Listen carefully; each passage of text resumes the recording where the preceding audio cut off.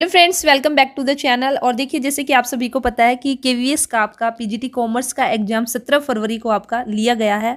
और आज की इस वीडियो में हम बात करेंगे आपकी आंसर की को लेकर कि भी आप का जो पेपर हुआ है, टोटल आपके 180 क्वेश्चन थे और 180 मार्क्स का ही आपका एग्जाम है। और सभी को पता है कि जो लेवल था एग्जाम का वो भी आपका ज़्यादा हाई लेवल नहीं था और बिल्कुल एक मॉडरेट लेवल हम बोलेंगे। और इसी के साथ ही भी काफ़ी जैसे बच्चे बोल रहे कि भी इजी है, तो देखिए इतना भी इजी नहीं है, क्योंकि वहाँ पे जो क्वेश्चन आप लोगों को दे रखे थे वे काफ़ी कन्फ्यूजिंग आंसर थे। ठीक है, क्योंकि दो आपके ऑप्शन थे वे तो बिल्कुल ऐसे थे कि भी उसमें ज़्यादा कन्फ्यूजन थी। तो इसलिए थोड़ा सा वेट कीजिए और जो आपकी फाइनल आंसर की आएगी तो उसके अकॉर्डिंग आपको आइडिया होगा। लेकिन अभी इस वीडियो में हम आंसर की डिस्कस करेंगे कि भी कौन कौन से आंसर हो सकते हैं। तो चलिए फिर स्टार्ट ही करते हैं और मैं आपको बताती हूँ। तो देखिए, एक क्वेश्चन था, तो मैं आपको एक आइडिया दे दूंगी, ठीक है, कि भी जो क्वेश्चन आ रखे थे। तो एक क्वेश्चन था, income and expenditure account are prepared on.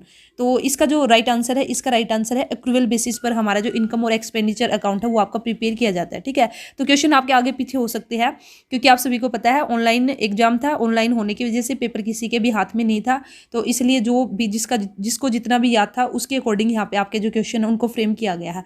और जो क्वेश्चन बचेंगे बाई चांस, तो आप कमेंट सेक्शन में अगर आपको कोई क्वेश्चन याद हो तो कमेंट कर देना और फिर मैं उसका आंसर आपको बता दूंगी। उसके बाद नेक्स्ट था आपका एक सब्रोगेशन से रिलेटेड था कि भी आपका आई थिंक क्वेश्चन ये था कि भी 4 ऑप्शन गिवन थे और बताना था कि भी किस पे आपका जो प्रिंसिपल ऑफ सब्रोगेशन है वो आपका अप्लाई नहीं होगा। तो इसका राइट आंसर होगा आपका लाइफ इंश्योरेंस से। नेक्स्ट है institute of cost accountant of India. तो देखिए, इसमें भी थोड़ा सा डाउट है, तो इसका आई थिंक इसका जो आंसर है वो आपका कोलकाता इसका आंसर होगा, institute of cost accountant of India. और इसका मैं थोड़ा सा और आपको बाद में थोड़ा सा और सर्च करके थोड़ा मैं आपको बता दूंगी। ठीक है, तो देखिए यहाँ पे इसी के साथ ही जो नेक्स्ट था आपका ग्लोबलाइजेशन। तो जो ग्लोबलाइजेशन है इसका जो राइट आंसर है ये आपका भी ये किस में आएगा, हमारा ये आएगा इकोनॉमिक के अंदर। इसके बाद था नेक्स्ट हमारा कुछ आपकी डेफिनेशन गिवन थी और जिसमें पूछा गया था कि भी जो मोटिवेशन की थ्योरी है वो कौन कौन मोटिवेशन थ्योरी से रिलेटेड है। तो रिलेटेड उसमें से बताना था जो नहीं है, तो फेल आपका मोटिवेशन थ्योरी से रिलेटेड नहीं है। इसी के साथ ही था आपका एक मैनेजमेंट डेफिनेशन गिवन थी। तो आप लोग अगर किसी को याद हो तो एक बार मुझे एग्जैक्ट डेफिनेशन बता देना, उसके बाद ही फिर इसका राइट आंसर दिया जाएगा। ठीक है, नेक्स्ट था एक क्वेश्चन था भी आपको कैपिटल निकालनी थी, तो कैपिटल का क्या बैलेंस बचेगा, तो उसका आंसर है आपका 86,000। उसके बाद था आपका director of public company appointed. तो जो पब्लिक कंपनी के डायरेक्टर है वो उनको कौन अपॉइंट करता है, शेयर होल्डर्स आंसर हो जाएगा। Objective of a company are, तो भाई जो ऑब्जेक्टिव है कंपनी के वे कहाँ पर आपको देखने को मिलते हैं, जो आपका मेमोरेंडम ऑफ एसोसिएशन होगा, तो एमओए इसका आंसर हो जाएगा।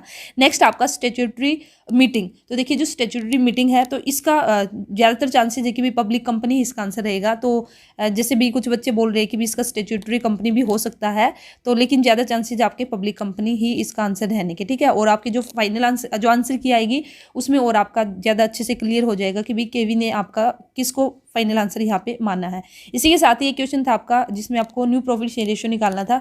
तो यहाँ पे जो न्यू प्रॉफिट शेयर रेशियो था तो ये आएगा आपका 4:3:1। तो देखिए, ये जो मैं आंसर बता रही हूँ ये मैं आपको अपने अकॉर्डिंग ही बता रही हूँ। ठीक है, तो यहाँ पे हो सकता है कि भी किसी क्वेश्चन का आंसर आपका आगे पीछे हो सकता है, मे बी किसी का अगर हो भी जाए तो आप ये मत सोचना कि भी मैम आपने तो गलत करा दी ये। लेकिन मोस्ट प्रोबेबली चांसेस यही है कि जो आंसर मैंने आपको बताया है तो ज़्यादातर आपको यही देखने को मिलेंगे। कोई कोई आपका एक दो क्वेश्चन ही ऐसा होगा कि भी जिसका आंसर थोड़ा सा में भी हो सकता है कि भी चेंज हो जाए, लेकिन एक आपको आइडिया इससे भी आपको आइडिया हो जाएगा कि भी आपका क्या स्कोर बनेगा। ठीक है, तो जैसे ही आंसर की आएगी फिर उससे तो डेफिनेटली भी वहाँ पे तो आपको जो केवी मानेगा, क्योंकि कई बार क्या है ना कि भी कोई क्वेश्चन है चाहे वो राइट भी हो और उसके बाद भी केवी है, उसने अगर उसको आंसर नहीं माना तो फिर तो वो हमारा रॉन्ग हो जाएगा। ठीक है, तो वो डिपेंड करेगा।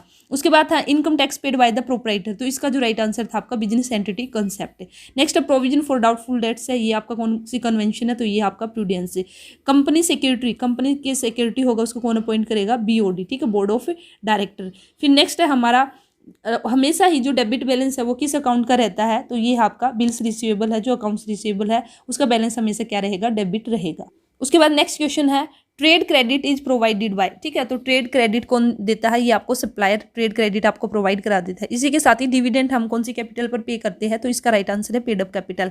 उसके बाद था फिर हमारा maximum contribution to the GDP. तो देखिए, इस पे भी थोड़ा सा डाउट है कि भी इसका प्राइमरी होगा या फिर सर्विस होगा, तो थोड़ा सा इसको चेक करना पड़ेगा। उसके बाद इसको देखिए पहले तो आपका अगर पहले की बात करें तो आपका प्राइमरी था। ठीक है, तो जो मैक्सिमम कॉन्ट्रीब्यूशन था जीडीपी में वो प्राइमरी का था। मे बी अब जो सर्विस सेक्टर वो ज़्यादा आगे आ चुका है, तो मे बी तो थोड़ा सा इस क्वेश्चन को मैं अभी डाउट में रखती हूँ। और थोड़ा सा अभी मुझे टाइम नहीं मिला ज़्यादा एनालिसिस करने का, नहीं तो बिल्कुल आपको मैं एनालिसिस करा के ही आपको प्रोवाइड करा देती। लेकिन ये जो एक दो क्वेश्चन है जिन पर डाउट रहेगा तो इनको मैं बाद में आपको बिल्कुल अच्छे से क्लियर करके और इनका आंसर मैं आपको बता दूंगी कि भाई इनका आंसर क्या रहेगा। अभी थोड़े से इनको मैं डाउट में ही रखूंगी, ठीक है। इसी के साथ ही नेक्स्ट हमारा जो एनुअल मीटिंग है, तो एनुअल मीटिंग का जो राइट आंसर है वो 15 मंथ्स है। प्रीपेड रेंट की अगर मैं बात करती हूँ तो कौन सा अकाउंट है, ये हमारा पर्सनल अकाउंट हो जाएगा। इसी के साथ ही वर्ल्ड बैंक की इस्टेब्लिशमेंट आपकी 1944 में हुई थी, ठीक है। उसके बाद नेक्स्ट आपका कोऑपरेटिव सोसाइटी, ये आपका जो कॉमन पेपर है, जो जनरल पेपर है वहां पे आ रखा था भी cooperative society one man one vote, ठीक है। ये इधर नहीं है, वन मैन वन वोट आपका ये किस में आएगा, कोऑपरेटिव सोसाइटी में आएगा, ठीक है। तो ये आपका राइट आंसर है। कमर्शियल पेपर की जो टाइमिंग था, मैक्सिमम पीरियड है वो 1 ईयर आपका हो जाएगा। एक क्वेश्चन था कि भी आपको कैश इनफ्लो बताना था, तो उसका था 7,20,000। एसबीआई की जो स्टैब्लिशमेंट है वो है आपकी 1988। और इसी के साथ ही आपकी सॉरी ये एसबीआई की नहीं है, ये यहाँ पे गलत हो गया, ठीक है। ये सेबी की है, ये सेबी की है, इसको ठीक कर लेना। ये इधर सेबी है, ठीक है, एसबीआई की नहीं है ये, तो सेबी है ये। तो सेबी की जो इस्टेब्लिश्ड हुआ था, सेबी 1988 में आपका इस्टेब्लिश्ड हुआ था, ठीक है। तो इसको ठीक कर लेना, ये यहाँ पे गलती से एसबीआई लिखा गया। डबल एंट्री सिस्टम इफेक्ट, तो इसका राइट आंसर होगा एटलीस्ट कम से कम भी 2 अकाउंट्स। तो डबल एंट्री सिस्टम इफेक्ट करता है 2 अकाउंट्स को। इसी के साथ ही कोऑर्डिनेशन है वो क्या है, एसेंस है मैनेजमेंट का, ठीक है, इसका राइट आंसर। इसी के साथ ही जो स्टेटस आपका गिवन था तो ये आपका किससे रिलेटेड हो जाएगा, ऑर्गेनाइजेशनल बैरियर से रिलेटेड। इसी के साथ ही क्वेश्चन और था आपका जिसका right answer, question I think अभी जो भी था देख लेना, उसका जो राइट आंसर था वो था रिटर्न आउटवर्ड, ठीक है। और इसी के साथ ही आपका नेक्स्ट आपका गुड्स टेकन बाय प्रोपराइटर, तो भाई किसको हम क्रेडिट करेंगे, तो यहाँ पे परचेज अकाउंट को हम क्रेडिट करेंगे, तो परचेज अकाउंट आपका राइट आंसर होगा। एक क्वेश्चन था कि भी कौन से है जो साथ साथ में चलते हैं, तो कंट्रोलिंग और प्लानिंग, ठीक है, वो ऑप्शन देख लेना भी, तो आपका इसमें प्लानिंग और कंट्रोलिंग दोनों आ जाएंगे।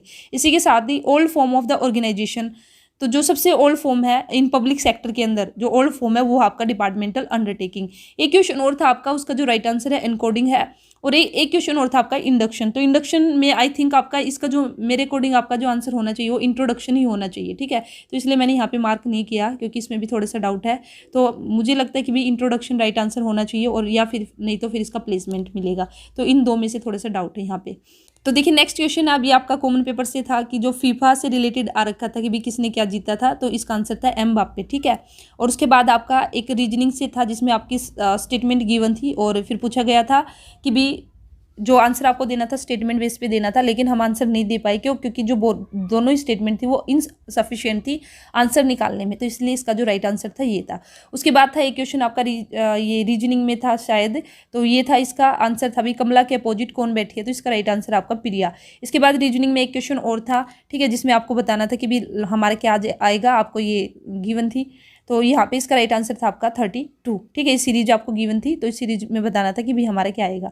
उसके बाद था एक क्वेश्चन था हमारा डॉग को जब हम फीड कराते हैं, ठीक है, तो इसका राइट आंसर क्या होगा। तो यहाँ पे ये क्वेश्चन भी डाउट में है, क्योंकि एक देखिए तो इसका आंसर मोरल एजुकेशन भी हो सकता है, ठीक है, या फिर इसका हिडन भी हो सकता है, तो ये थोड़ा सा डाउट में है।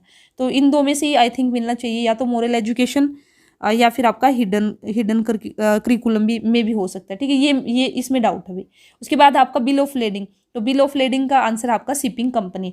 इसी के साथ ही यूटीआई की स्टेब्लिशमेंट की अगर बात करते हैं तो यूटीआई का आपका 1964।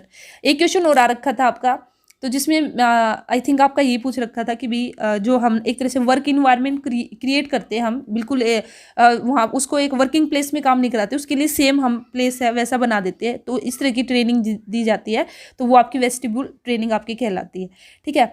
फिर नेक्स्ट आपका success of the business determine, तो इसका आंसर भी अकॉर्डिंग टू मी जो सक्सेस है बिजनेस की, देखिए यहाँ पे जो कन्फ्यूजन थी यहाँ पे कस्टमर क्रिएशन को लेकर और ग्रोथ रेट को लेकर, तो इन दोनों में से आपको राइट आंसर देखने को मिलेगा। और आई थिंक यहाँ पे जो आंसर है वो आपका ग्रोथ रेट हो सकता है, क्योंकि भी ग्रोथ रेट से ही हम एक तरह से बता सकते हैं कि भी जो बिजनेस है उसकी सक्सेस क्या है।